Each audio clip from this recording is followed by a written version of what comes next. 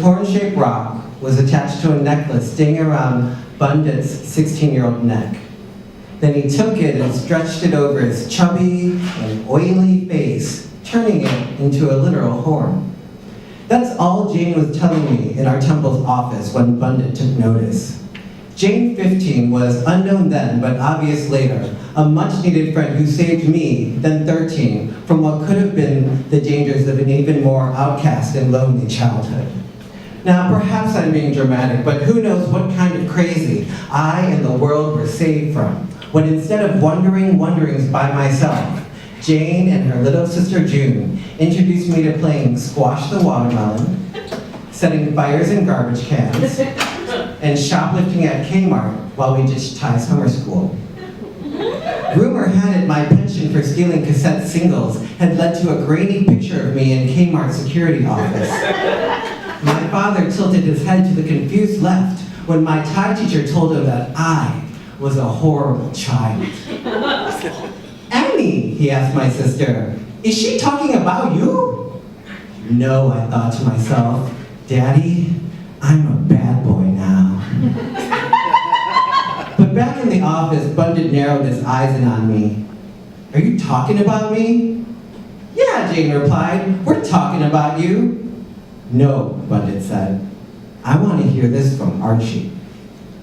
I shook from the inside. As a kid, I lived in fear of older males, and I knew that at any time they could hurt me, inside or out.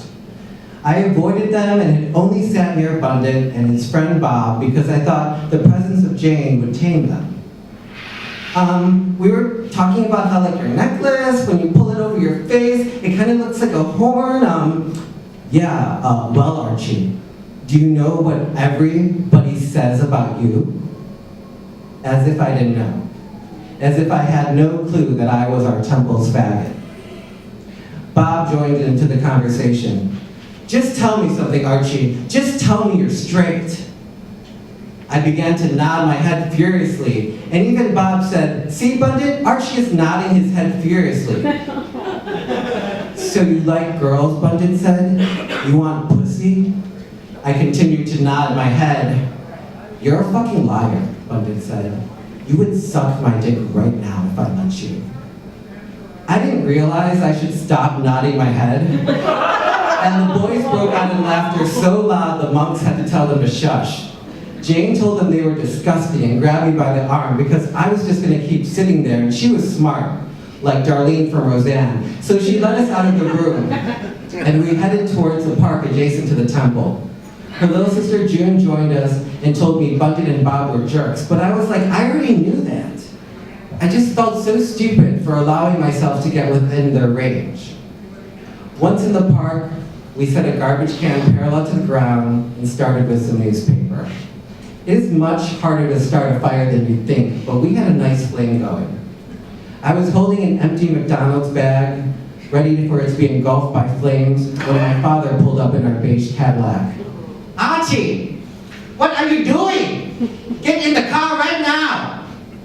But realizing he couldn't just leave Jane and June alone in the park with a lit garbage can, he switched off the ignition and strode towards us. What you guys are doing is very bad, very dangerous. What happens if the whole park catches on fire? What if the temple catches on fire and people die? What will happen if you have to live with that guilt for the rest of your life? I thought to myself, what if only Bundit and Bob died? I think that would be okay. The summer before, during the first day of Thai summer school, Danny Sudi walked into my classroom and I fell in love. He had floppy hair. He wore clothes from Pacific Sunwear. And he had a skateboard. Within 2 weeks, I had persuaded my mom that I needed a new wardrobe. I started listening to Nirvana, and Danny was teaching me how to skateboard in the temple's parking lot. I might have been 12, but I definitely had game. While I was a failure at skateboarding, my friendship with Danny developed over Street Fighter II. See, Danny was always Ryu, and I was always Chun-Li. And for every Sharyuken he would send into my chest, I would lift my skirt and pummel him with a round of tornado kicks. We were so good at Street Fighter 2. We were so good that when Danny's parents held a secret Santa party for the temple's kids, I, as Chun-Li, beat Bob, Bundit, and all his underlings for several rounds. Bundit chewed on that horn-shaped rock and sent a bowl of popcorn flying.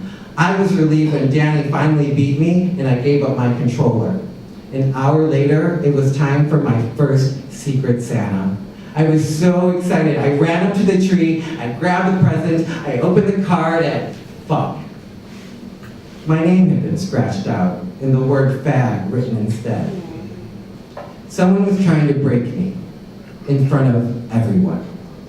I crumpled the card and pushed it deep into my pocket. I opened my present and pretended to be delighted by a bottle of CK1. A couple months later, Danny and I were walking out of the men's bathroom at Temple while Bundit and Bob were walking in. Oh look, it's Danny and his girlfriend. I blinked, but Danny opened his mouth. You guys are stupid. Danny, Bundit started, you're stupid if you can't see that Archie is in love with you. Look at him. He dresses like you, he's got your shoes on, he's wanted you from the day you got here. Archie has a girlfriend, Danny countered, and it was true. I had a girlfriend named Susan at school, who I never talked to, but I had kissed one time. I don't care if Archie has a girlfriend, Bundy continued. He is in love with you, and since you don't seem to fucking mind, you must be a faggot too. We walked off that day, but after that, Danny knew the truth, that I was in love with him. By the time summer school came around again, Bundit was dating Danny's sister, and when Danny walked into our classroom, he sat on the other side of the room. During break, he was doing handshakes and other dude things with Bundit and Bob. He became one of their underlings, and even he ignored me when I scored the winning goal for our Temple's annual boys soccer tournament. Nobody on our team acknowledged my winning goal. I almost thought it hadn't happened, until Jane and June ran up with smiles and asked, "Who the fuck are you?" That was almost 20 years ago. About 10 years ago, I befriended Danny on Facebook because, I get it. And also, I find it hard to stay mad at sexy people. And once in a while, when Thai people gather, I'll run into Bundy and Bob. Like I'm yelling to you. My hoops are too big, you say. But you love other stereotypes of the Latin woman, some of which I'm not, but you project onto me. I'm educated, but you still need me to act like I'm helpless and I don't understand what you're talking about. I am great to date, but not exclusively. You call me a vice, but I'm not the woman you bring home to mom. If you're the one with all the problems, why am I the one in pain? The you in this case are the multiple things men have told me throughout the years. Now I know what you're thinking. Maria, why are you dating such awful men? The answer is I didn't know they were awful at the time. These men all look different. They come from different backgrounds. Some are white, some aren't. They appear to be Prince Charming at first. They were men I wanted validation from because we had an intense spark, and whether that spark was there or I made it up, the spark was there and I went running. I probably missed a lot of signs, but I also wanted to be the girl from the movies, the girl you had to see about. You know the type, she gets in a weird situation, or she is too ambitious for her own good, and her life is mostly together, or it's not, depending on the person, but there's this one person. And then a weird situation happens, and she needs Matthew McConaughey, or Mark Wahlberg, or Ryan Gosling, and they're there to give her the one thing she always wanted, love. And then, do you know what happens? Say it with me. They all live happily ever after. Yay. And for me, I wanted someone to come save me for whatever reason or what life, because I've seen enough of these movies. What they don't show is when Matthew got drunk, or when Mark didn't put the dishes away for the 20th time and you flipped out, or when Ryan Gosling's perfect in my eyes, so I'll keep it moving. They don't show the faults of that man that quote unquote saved you. They show the perfect man and how he should be, and for me, I wanted that perfect man. Don't get me wrong, I lead and have led a pretty badass life.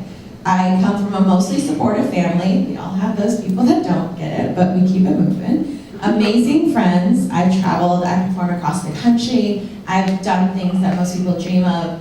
And I lead a life that I never thought I would have, but I'm really excited and jazzed about. But it gets kind of lonely, you know. When I was younger, I feared at being the age I'm at now and being alone with no husband or kids, and oh man, I don't want to be that girl. And so I tried my darndest from 18 and on to not be that girl. But a part of that is lacking dating experience, but my high experience not feeling good enough. Don't get me wrong, my family treated me very well, almost like a princess. In some ways, I was like, great, they treat me so well, so when other people didn't, I felt like I didn't deserve that I was a toad, in a way. I felt that I had to be perfect for people to like me. I felt like I had to fit in to feel less alone, including men who started off with 2005 Matthew McConaughey and are now the 2018 version selling a Lincoln. I had high hopes for them, these men that I dated, and expectations they weren't aware of. So then when they, even for a little bit, met these expectations, the ones that I created in the movie, I was willing to accept the 20% of them that was 2005 Matthew McConaughey instead of the 2018 car salesman that you see before us. It's probably because I had high hopes for them, and we're going to call the following experience all Mike. The reason we're going to call them Mike is because I've dated 5 Mikes. And so my friends say that I'm really bad with names, and that's why. But also, I looked it up, and also my friend sent this to me. Mike was the most popular boy's name in the 1970s and 1980s, so that shows the age range I am and guys that I date, so please forgive me.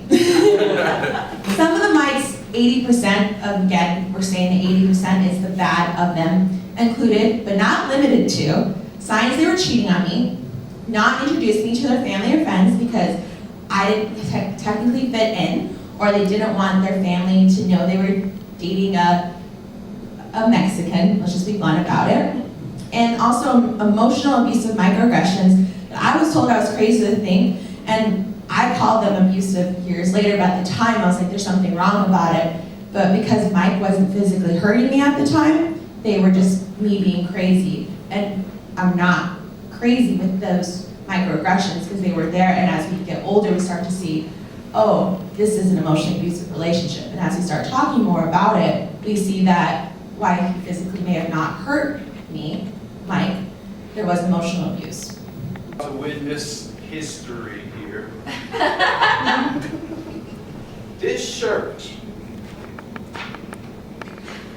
I like to call, I named it actually, I named this shirt the First Blood shirt. Anybody a fan of Rambo?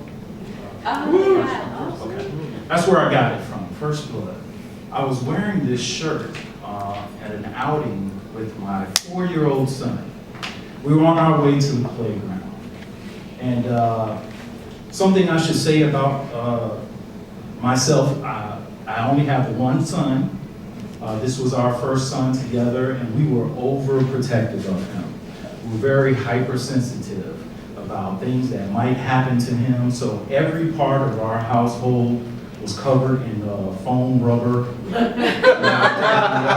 There were gates everywhere. And you know how you stand in a room, you try to anticipate everything that could possibly happen, and then you prevent it, right? That's what good parents do. So that's what we were trying to do. And it got to a point that we were so hypersensitive about something happening to him that I started to feel like it was too much. I started to feel like, how is he going to learn what he can do if he doesn't have any challenges? If we protect him from everything, how is he going to learn how to respond to certain things? So this was on the back of my mind, but I still tried my best to protect him from everything, along with his mom. So this was my turn to take him to the playground, and we go out there, and usually I just kind of scope around, watch him do what he's doing, to see if he's able to do what the other children are doing. You know, if they're jumping up and down on the seesaw, because you know, you stand on the seesaw. You don't just sit on that, that's no fun. If he could do that along with the other children, if there was something that he couldn't do that other children were able to do, I would kind of mark that down. We need to work on that. He's not so good. Work on that. So this wasn't our first trip to this playground. I had become comfortable with the surroundings and all the parents and all the kids and all the chaos that goes on. This is your typical playground. It's got the big, huge slide in the middle with the bridge and the stairs and the monkey bars. So my son decided that he wanted to climb the monkey bars. And there was a ladder that you had to climb up to get to the top where the bridge was. And so he said, "Daddy, I want to climb the ladder." I said, "I think he can handle this. It's my little boy. He can certainly climb a ladder. Go ahead." So he goes up the ladder, lickety-split, no problem whatsoever. I'm like, "Yeah, that's my boy." "Daddy, I want to come back down." "That's a little tricky. You reverse it." "That's my boy. I'm sure he can do that." "Go ahead." So that first step that he took to descend from that ladder, he misplaced his foot and he slipped. When he slipped, with adrenaline pumping, he reached up and grabbed a rung, and when he grabbed that rung, he hit his lip on the rung in front of him. When he fell, and I saw him fall, adrenaline pumping, I was about 6 feet away, and I actually gauged it before he went up the ladder. I said, 6 feet is close enough. I should be able to say it. I was only 6 feet away, but 6 feet was too far. So with adrenaline pumping, I lunged forward to try and catch him from falling, but he caught himself. He hit his lip, and he just wailed out. And I don't know if there are any parents in the room, but when you hear your child wailing, which is different than crying, it does something to you. So I swooped in, I scooped him off of the ladder, you know, "Are you okay, are you okay?" I looked at his lip, and I saw that his lip was bleeding, and I wiped it with this shirt right here. First blood shirt. First time he bled on my watch. Now mind you, I was terrified. Not because he hurt himself, but because if his mother found out that he got hurt on my watch, it was over for me. So I scoop him up, I take him over to the car. I'm thinking, this is it, it's time to go, we're done. Playtime is over. I take him to the car, and he stops crying by the time we get to the car. He's not even crying anymore, but I'm like, we're done. You know, we gotta figure out what we're gonna tell mommy about this. And so I look and I see that he's not bleeding anymore, but I'm like, okay, we gotta go. And he goes, "No, Daddy, I wanna play." And I was like, "What? You wanna play still?" "Yeah, that's my boy." So pride just swelled up in me when he said that he wanted to go back to the playground and play. And I mentally started talking to myself.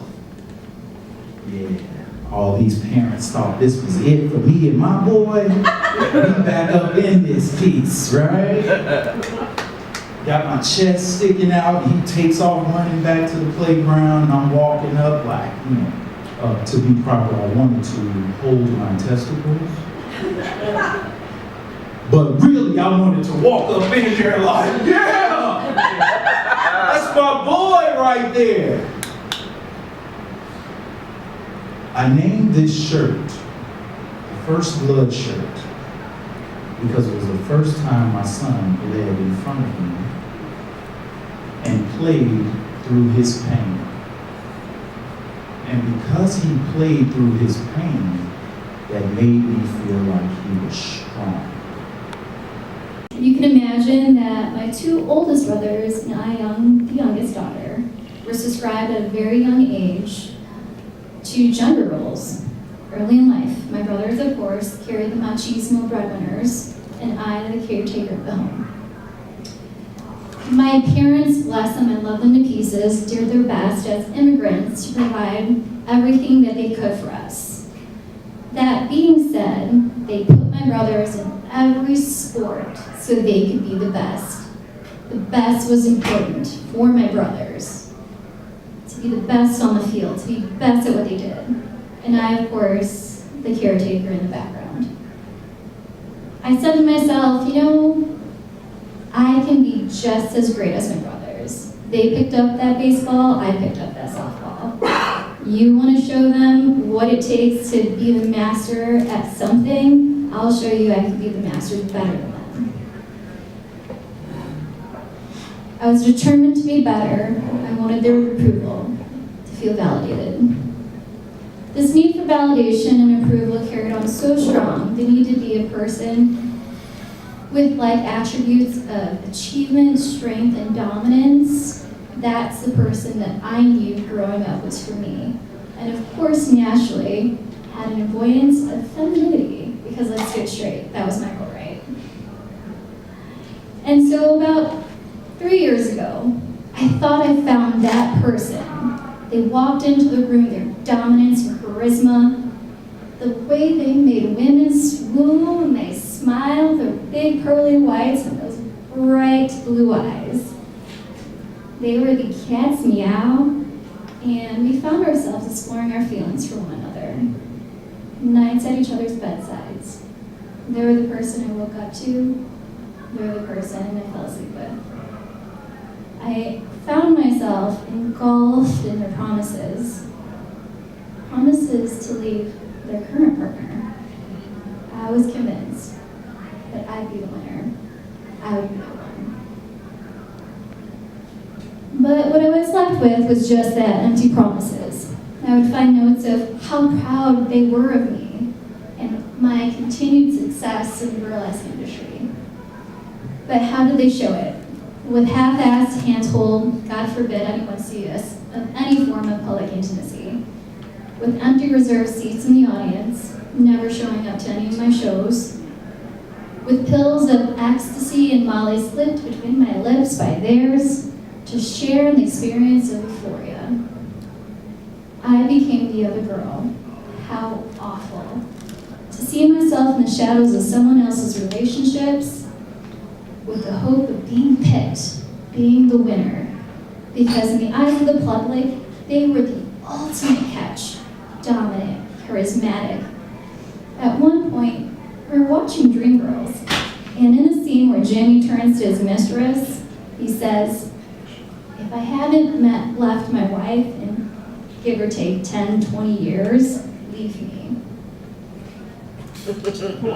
Damn! I was like, heart, stomach, like real life story, this is my life right now. She looks at me, if I don't leave my girlfriend in 3 years, leave me. Excuse me? I knew at that point I would never be enough. I was left with this stage as my journal and my dance as my pen. And I began dancing. I became one of the most sought-out performers in the Chicago scene. The fight that is clearly about to happen. Stepping into the space between us, he is pressed up against me, pinning me in place. What the fuck? Don't fucking touch me, fag! I can't see him well, but I can hear him perfectly. And it's crystal clear, I'm about to get clocked right in the face. I know what I did to get here. I touched his arm and sweetly smiled up at him to indicate the desire to press by him and rejoin my friends. I've done this countless times in as many clubs and bars, generally with tremendous success. But tonight, I forgot one detail. Tonight, I'm dressed as a dude. It's circa 2004, and I am on my very first European trip with the Windy City Blenders. We toured a collection of about a dozen gender-performing misfits from Chicago. We've traveled across the pond to join our new friends and to celebrate the launch of the very first drag king troupe in Dublin, Ireland, the Shamcocks.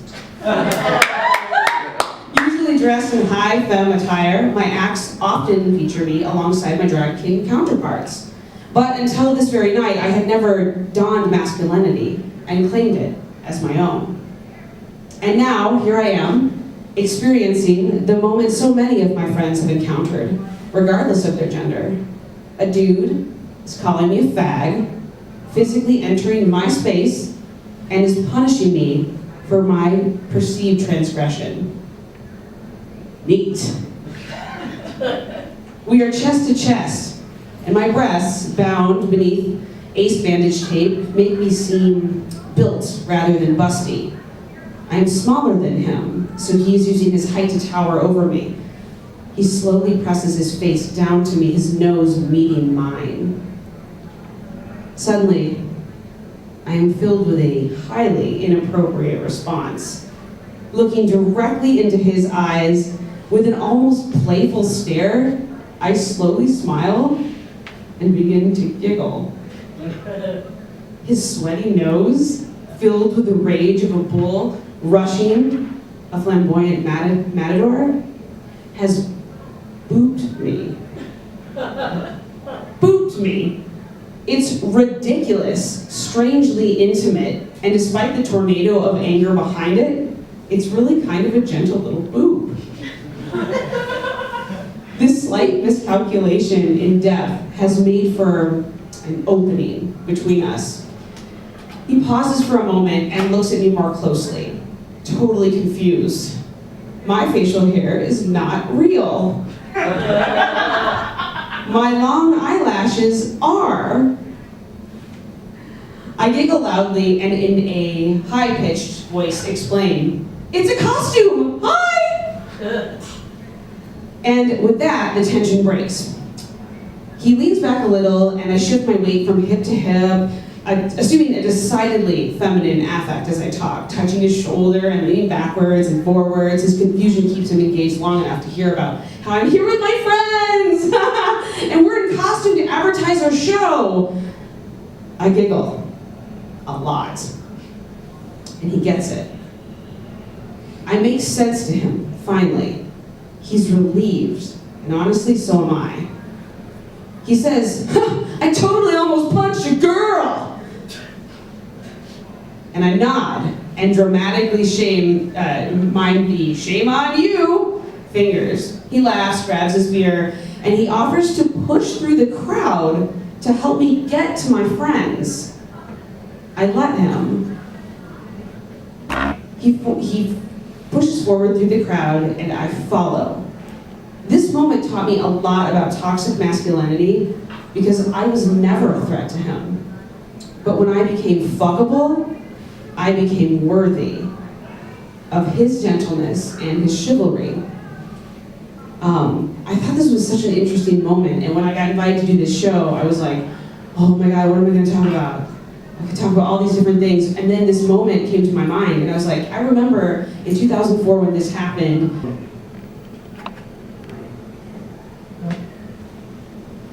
It was about, I would say, I didn't know what time it was, but all I remember was hearing just, shuffling. It was just, I woke up and I come out to the kitchen and I see, only hears, again, it's like, what's going on? I was 9 years old. I didn't know what was going on. One thing I do remember was my dad, whenever we went out to like family parties, which were close home, the family would drink a lot and he would drink so much that he couldn't function properly, I guess I can say. But it was just whenever he did this with the family, he never drank every day. He was a great father, but a horrible husband. I'm standing in the middle of the kitchen there, and again I hear, no, again, and then it's like, I just don't know what's going on, because all I see is somebody holding on to somebody's hair, and then it's like, I'm just frozen there. I really don't know what's going on. I just know it doesn't sound like happy pains. Any kind of laughter or pain of any kind. All of a sudden, zoom by a body, and on top of my dad jumps somebody and says, "Déjala, cabrón!" And like grabs him by the hair just like a horse would, you know, and pulls him back, and that means leave her alone, fucker. So the next thing, I just, again, still frozen, I'm 9 years old, we had a smaller sister, this is my older sister obviously who did this. In the middle of the kitchen, I'm just like frozen. What do you do? I didn't know what was happening. The next thing, she comes out to the phone, grabs the phone and starts dialing the police. So the next thing again, then my dad comes out to the kitchen, grabs the phone in her hand, pulls it out of the wall, or at least the cord. So the next thing I'm seeing again now is somebody mounted on top of my mom, and all I can see is like the phone up in the air, holding the hair down, and all you hear is, again, no, you know, shouting. It's just, what's going on? I'd never seen this before. It was scary, it was confusing, but I still didn't get what was going on. The next thing all I hear is her grabbing onto the railing. Actually, I see, while he's still holding onto her hair with the phone in one hand, because I ripped it out. I know what he was going to do with it. But you know, she's saying, "Help! Help! Help!" Out to the street. Whether she got hold of the cops, I don't know, the police. The next thing you just see is, you know, the lights show up in front of the house. Apparently the neighbor had called the cops, and that was it. I still didn't know what was going on. But we had to go to the cops, the police station. Before we left the house, I ran to the refrigerator and grabbed one of the ding dongs that was in the fridge, because I just grabbed it, took it to the cops, and on the way to the cops, in the cops' car, the song that I remember is, "Everybody wants to rule the world." This is the 1980s, so everything was new. You know, we're at the cop station. We're sitting in the waiting area. You know, they call her into one room, they call him into another, my sister witness and all that. And of course, we ended up going home. There were no charges pressed. And later on, I realized what was happening.